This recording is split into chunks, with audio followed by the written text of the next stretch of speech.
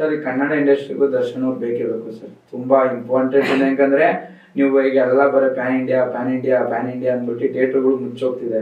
Single screen ಉಳಿಬೇಕು ಅಂದ್ರೆ ನಮ್ ಡಿ ಬಾಸ್ ಇರ್ಲೇಬೇಕು ಸರ್. ಆಚೆ ಬಂದ್ರೆ ಸರ್ ಕರ್ನಾಟಕದಲ್ಲಿ ಒಂದು ಹಬ್ಬ ನೋಡ್ತೀರಾ ಸರ್, ಇದೊಂದು ಹಬ್ಬ. ಮೈಸೂರಲ್ಲಿ ಅಂಬಾರಿ ಬರ್ಬೇಕಾದ್ರೆ ಹೆಂಗಿ ಕ್ರೇಜ್ ಇರುತ್ತೋ ಅದೇ ತರ ನಮ್ ಬಾಸ್ ಬರ್ಬೇಕಾದ್ರು ಅದೇ ತರ ಕ್ರೇಜ್ ಇರುತ್ತೆ.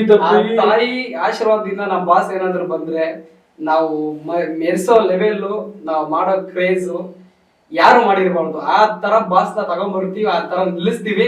ಬಾಸ್ ಬಂದ್ರೆ ಮಾತ್ರ ಇಡೀ ಬೆಂಗಳೂರೇ ಒಂದು ಸೆಕೆಂಡ್ ಅಡ್ಡಾಡ್ಬಿಡ್ಬೇಕು, ಸೋಷಿಯಲ್ ಮೀಡಿಯಾ ಎಲ್ಲ ಬ್ಲಾಸ್ಟ್ ಆಗ್ಬಿಡ್ಬೇಕು, ಮೀಡಿಯಾದವ್ರಂತೂ ಸೈಲೆಂಟ್ ಆಗ್ಬಿಡ್ಬೇಕು. ಆ ತರ ಬಜರ್ ಬರುತ್ತೆ, ಕಾಯ್ತೀವಿ. ಇವತ್ತಲ್ಲ ನಾಳೆ ಬಂದೇ ಬರುತ್ತೆ ಟೈಮು. ಒಂದಲ್ಲ ಒಂದಿನ ಬಾಸ್ ನಮ್ ಮುಂದೆ ನಿಂತ್ಕೋತಾರೆ, ಮನೆ ಮುಂದೆ ಜನ ಬಂದೇ ಬರ್ತಾರೆ. ಒಂದಲ್ಲ ಒಂದಿನ ಬಜಾರ್ ಆ ಟೈಮ್ಗೋಸ್ಕರ ಕಾಯ್ತಾ ಇದೀವಿ. ಯಾಕೆ ನಿಮ್ಗೂ ಮತ್ತೆ ದರ್ಶನ್ ಸರ್ಗೂ ಮೀಡಿಯಾ ಅಂದ್ರೆ ಆಗಲ್ಲ ಸರ್? ಮೀಡಿಯಾ ಅಂದ್ರೆ ಆಗಲ್ಲ, ಅವರು ತಮಾಷೆ ಮಾಡ್ತಾರೆ ಸರ್, ಅದಕ್ಕೆ ಆಗಲ್ಲ. ನಂದಿಕೆ ಅಂದ್ರೆ ಈಗ ಇಲ್ಲೇನೋ ಕೇಳಿ ಅಲ್ಲನ ಕೇಳ್ತಾರೆ. ಈಗ ನೀವು ಸೆಲೆಬ್ರೇಷನ್ ಹೆಂಗಿರುತ್ತೆ ಅಂತ ಕೇಳಿದ್ರಲ್ಲ, ಅದಕ್ಕೆ ಹೇಳ್ಬಿಡ್ತೀನಿ. ಅಪ್ಪಿ ತಪ್ಪಿ ಪೊಲೀಸರು ಅವ್ರನ್ನ ಪ್ರೊಟೆಕ್ಷನ್ ಹಾಕಿಲ್ಲ ಅಂದ್ರೆ ನಮ್ ಬಾಸ್ ಅವ್ರ ಮನೆ ತಕ್ಕ ಹೋಗಕ್ಕೆ ಒಂದ್ ದಿವಸ ಬೇಕಾದ್ರೆ, ಒಂದ್ ದಿವಸ 2 ದಿವಸ ಬೇಕಾಗ್ಬಿಡುತ್ತೆ. ಆಮೇಲೆ ಕ್ರೌಡ್ ಸೇರ್ಕೊಳ್ತಾರೆ, ಫಸ್ಟೇ ಪ್ರೊಟೆಕ್ಷನ್ ಹಾಕೊಂಡೆ ಅವ್ರ ಈಚೆ ಬರ್ಬೇಕು. ಇಲ್ಲಾಂದ್ರೆ ನಿಜ ಸೀರಿಯಸ್ ತುಂಬಿಡ್ತಾರೆ ಜನ. ಬಟ್ ಅಕಸ್ಮಾತ್ ಏನಾದ್ರು ಬಾಸ್ ಬರ್ತಾ ಇದಾರೆ ಅಂತ ಅಭಿಮಾನಿಗಳು ಗೊತ್ತಾದ್ರೆ ಮಾತ್ರ ಸ್ಟೇಷನ್ ಹತ್ರ ಆಗ್ಲಿ, ಬಾಸ್ ಬರೋ ಜಾಗದಲ್ಲಿ ಅಷ್ಟೇ ಅವ್ರು ಹುಷಾರಿಲ್ಲ ಅಂತ ಬಂದಿದ್ಕೇನೆ ಅವ್ರಿಗೆ ಪೇನ್ ಕೊಡಬೇಡ ಅಂದ್ಬಿಟ್ಟು ಯಾರು ಜಾಸ್ತಿ ಹೋಗ್ಲಿಲ್ಲ. ಆದ್ರೂ ಮನೆ ಹತ್ರ ಹೋಗ್ಬಿಟ್ರು ಎಷ್ಟೋ ಜನ. ಏನಾರ ಈ ಸತಿ ಅಷ್ಟೇ ಹಂಗೆ ಬರ್ಬೇಕು. ನಾನ್ ಅವ್ರ ಏನಾದ್ರು ಬರ್ತಾರೆ ಅಂತ ಅಭಿಮಾನಿಗಳು ಗೊತ್ತಾಯ್ತು ಅಂದ್ರೆ ಫುಲ್ ಜಾಮ್. ಒಂದ್ ಪಕ್ಷ ಆರೋಪ ಸಾಬೀತಾಗಿ ಜೈಲು ಶಿಕ್ಷೆ ಆದ್ರೆ ಏನಾಗುತ್ತೆ ನಿಮ್ಮ ಮನಸ್ಸು? ನಾವ್ ಆತರ ಯೋಚನೆ ಮಾಡಿಲ್ಲ ಸರ್. ಆತರ ಆಗ್ದಂಗೆ ಇರ್ಲಿ ಅಂತ ದೇವ್ರ ಹತ್ರ ಬೇಡ್ಕೊಳ್ಳೋದು. ನಮ್ಮಲ್ಲೂ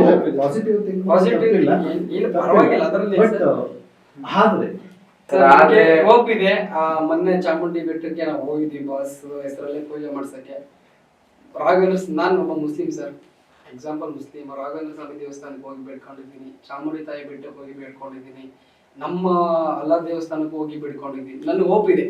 ನನ್ಗೆ ದೇವ್ರ ಮೇಲೆ ನಂಬಿಕೆ ಇದೆ, ನಮ್ಮ ತಂದೆ ತಾಯಿ ಮೇಲೆ ನಂಬಿಕೆ ಇದೆ, ನನ್ಗೆ ಊಟ ಹಾಕ್ದವ್ರ ಮೇಲೆ ನನ್ಗೆ ನಂಬಿಕೆ ಇದೆ, ನನ್ಗೆ ಕಷ್ಟ ಅಂತ ಬಂದವ್ರ ಮೇಲೆ ನನ್ಗೆ ನಂಬಿಕೆ ಇದೆ. ಅದೇ ತರ ನಮ್ಮ ಬಾಸ್ ಮೇಲೂ ಒಂದು ನಂಬಿಕೆ ಇದೆ. ನಮ್ಮ ಬಾಸ್ ಸ್ವಚ್ಛ ಮನಸ್ಸಿಂದ ಹೇಳ್ತೀವಿ ಸರ್. ಒಂದು ಕಾಳಲ್ಲೂ ಬೇಕಾದ್ರೆ ಒಂದ್ ಸ್ವಲ್ಪ ಮೋಸ ಇರ್ಬೋದು, ನಮ್ಮ ಡಿ ಬಾಸ್ ಅವ್ರ ಮನಸ್ಸಲ್ಲಿ ಒಂದು ನುಚ್ಚಷ್ಟು ಕಲ್ಮಶ ಇಲ್ಲ. ಅವ್ರ ಮೋಸ ಕೂಡ ಯಾರಿಗೂ ಮಾಡಿಲ್ಲ, ಇದುವರೆಗೂ ಮಾಡೋದು ಕೂಡ ಇಲ್ಲ.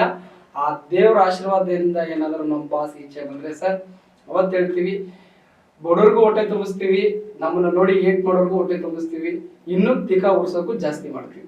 ಕರ್ನಾಟಕದಲ್ಲಿ ಅದೊಂಥರ ಬೇರೆ ತರ ಆಗ್ಬೇಕು. ಆ ಸತಿ ಎಲ್ಲ ಬಂದಾಗ ಹೆಂಗಿತ್ತ ಗೊತ್ತಿಲ್ಲ ಬಾಸ್ ಕ್ರೇಜು. ಈ ಸತಿ ಏನಾದ್ರು ನಮ್ಮ ದೇವರ ಆಶೀರ್ವಾದದಿಂದ ಬಾಸ್ ಈಚೆ ಬೇಲ್ ತಗೊಂಡ್ ಬಂದೇ ಬಿಡ್ತಾರೆ ಸರ್. ನಮ್ಮ ಅತ್ತಿಗೆ ಬ್ಯಾಕ್ ಬೋನ್ ಆಗಿದ್ದಾರೆ, ನಮ್ ಧನ್ವೀರ್ ಅಣ್ಣ ಇದ್ದಾರೆ.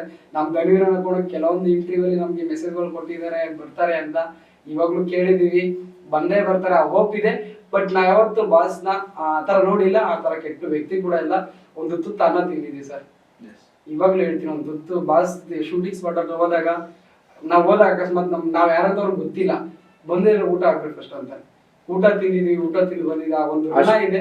ಅಷ್ಟು ಜನ ಊಟ ಹಾಕುವರೆ ಸರ್, ಅದ್ರ ಋಣ ಇದ್ದೇ ಇರುತ್ತೆ. ಆತರ ಆಗಲ್ಲ, ಖಂಡಿತ ಬಂದೇ ಬರ್ತಾರೆ.